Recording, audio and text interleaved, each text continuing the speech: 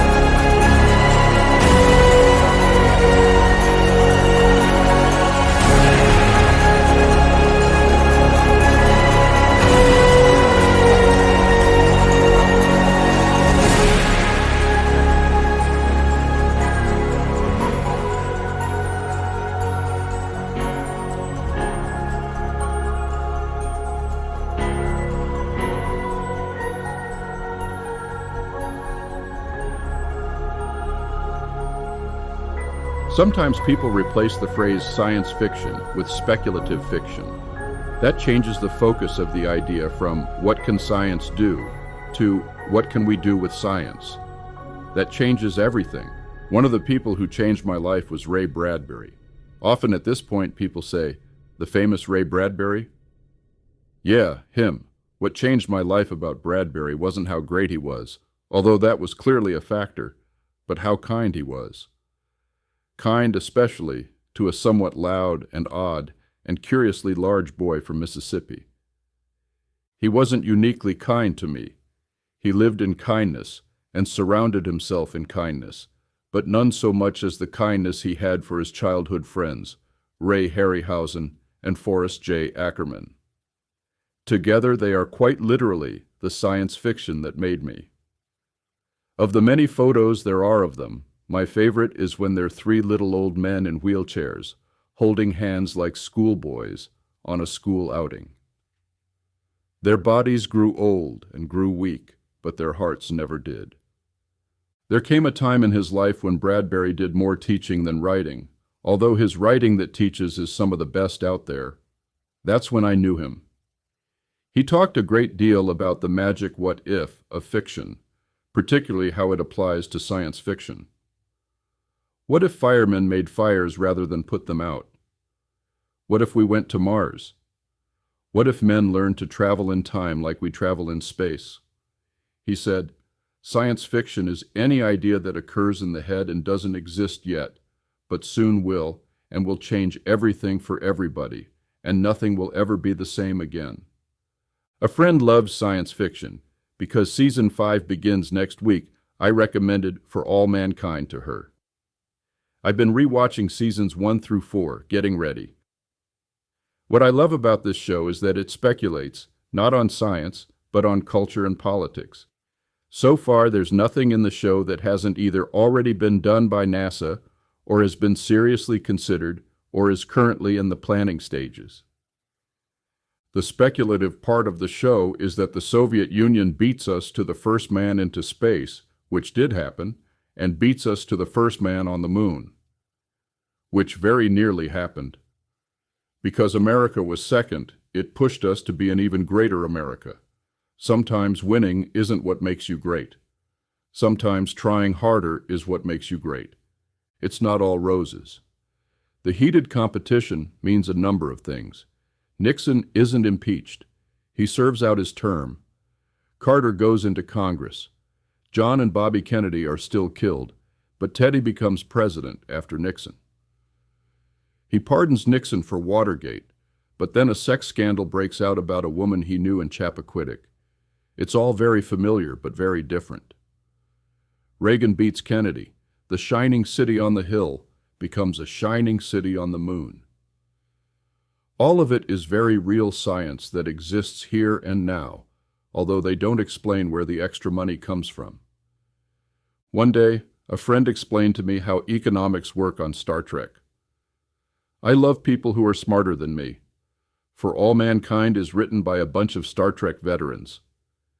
In Season 3, Edward Baldwin loses command of the first manned mission to Mars.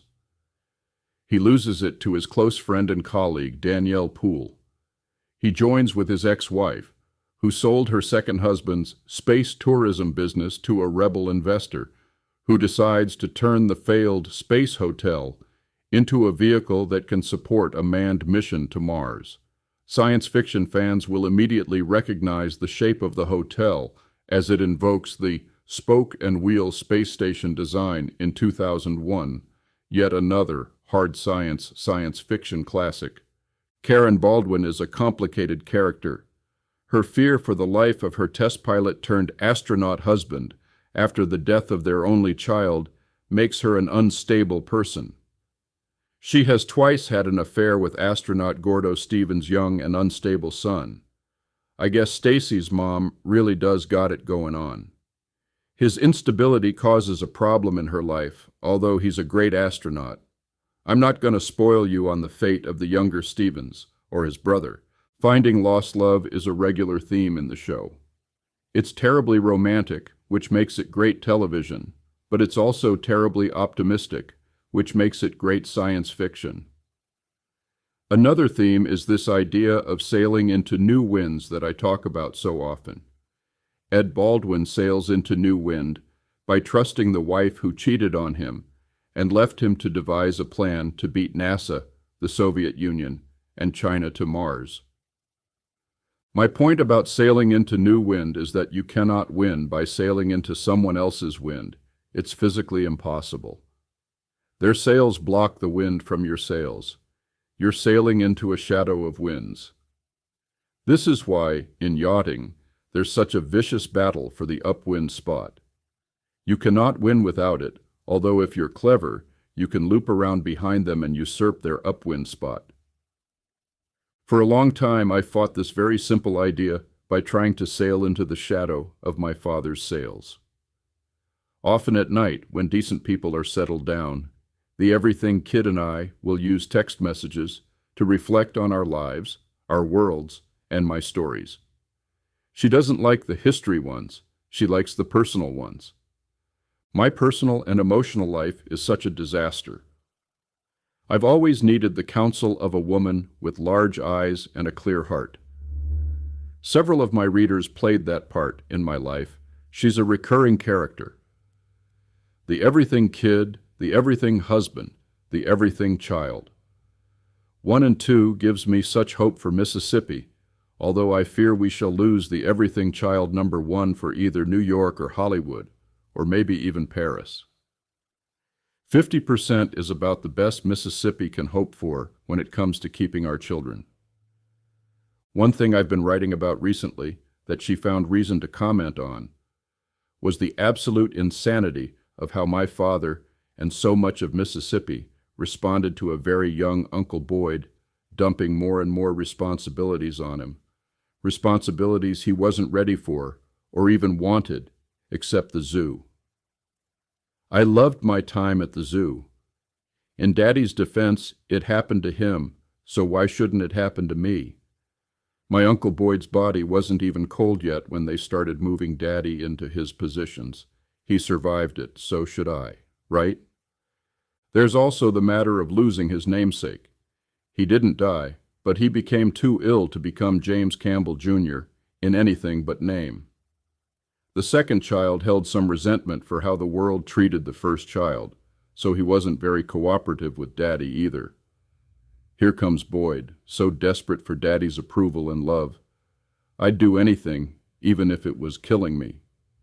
In retrospect, it was killing me. Friends would tell me I'd kill for your life, because half of Mississippi wasn't opening doors for them and pulling them along like they were anointed. In the defense of Mississippi, we're a poor state, often poor in opportunities, and often our brightest leave and never come back. I wasn't anointed at all, but who cares? If this Campbell kid is going to be the next big thing, we want a piece of it. The thing nobody considered was that all of this was killing Uncle Boyd. My father eventually solved the puzzle. "You're dying, aren't you, buddy?" Like every other Campbell I knew, Daddy probably had ADHD and danced around the skirts of neurodivergence. He used to balance income statements in his head because calculators are annoying. Trying to convince him to learn how to use a PC, he pointed to his IBM System 3 terminal and said, "I got a computer, ain't I?"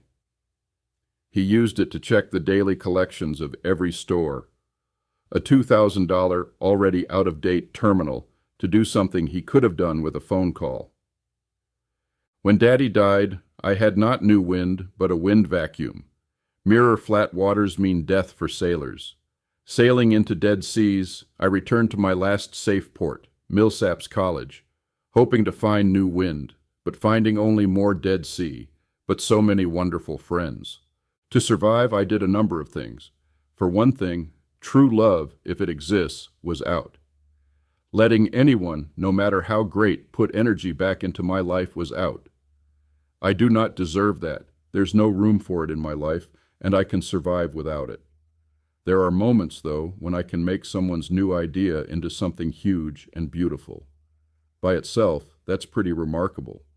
A lot of guys worry about whether or not they'll get what they deserve out of life. What they deserve from their job, from women, from their community, from their own bodies. I've never done that. What I deserve seems like such a huge waste of time. Guys who live like that are often miserable. This sort of thinking is how guys end up cheating on their wives. They think they deserve it, they do not. Living in a dying harbor town, I decided that I should find a sea cave, one illuminated by brilliant crystals, and make a home there. Having lived through suicide so many times, I was strongly against it, but nobody could blame me if I died by neglect in a cave. Whatever happened to that Boyd guy? I don't know. Nobody talked to him for years. Then I saw in the paper where he died. Daddy saying, You're dying, aren't you, buddy?" Followed me in the cave. A funny thing happened.